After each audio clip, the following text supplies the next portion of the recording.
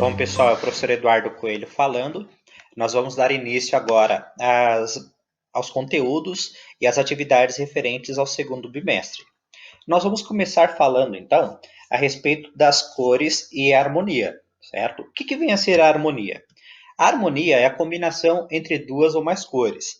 Há muitas maneiras de combinar as cores e as principais formas são a monocromia, a isocromia e a policromia.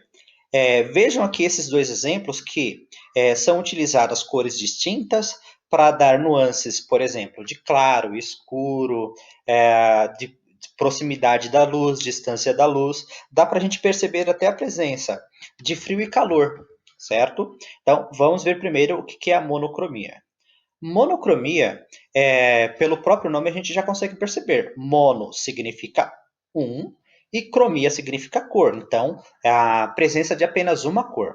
Repare aqui, então, que nós não vamos pintar um quadro todo de azul e vai ficar lá uma cor só, sem dar para distinguir as diferentes nuances dela.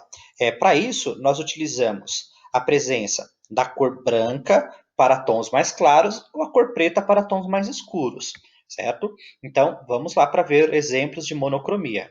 Repare aqui no lado esquerdo, nós temos um quadro todo pintado em azul, onde a presença do branco indica tons mais claros, como a gente consegue perceber aqui onde está o cursor do computador, e a presença de tons mais escuros para indicar onde tem menos luz. A mesma coisa acontece nesse exemplo em verde. Vamos ver outros dois exemplos. Aqui nós conseguimos perceber onde não há o azul, significa que aquele lugar ali é mais claro. Onde tem o azul mais escuro, significa que aquele lugar é mais escuro. Veja esse outro exemplo, um desenho mais infantil, porém também como um exemplo de um desenho monocromático. Agora vamos para o próximo, que é a isocromia, que também é a presença de apenas uma única cor, só que com uma diferença da monocromia. A monocromia nós temos a presença de tons claros e tons escuros. Na isocromia nós temos a presença de variações de uma mesma cor. Por exemplo, nós podemos perceber um amarelo alaranjado, um amarelo esverdeado, um amarelo amarronzado.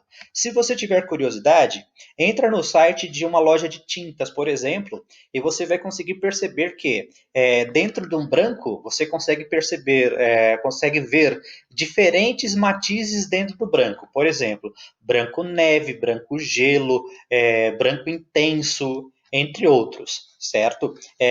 Tem até algumas cores assim bastante curiosas. Por exemplo, você pode comprar uma tinta vermelho batom, amarelo canário, verde musgo e assim por diante.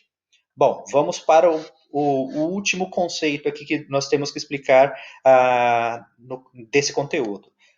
Antes disso, veja aí o exemplo. Nós temos apenas duas cores aqui. Porém, nós temos o exemplo de isocromia, que nós temos aí amarelo intenso, vermelho alaranjado e assim por diante. É o exemplo claro aí de isocromia.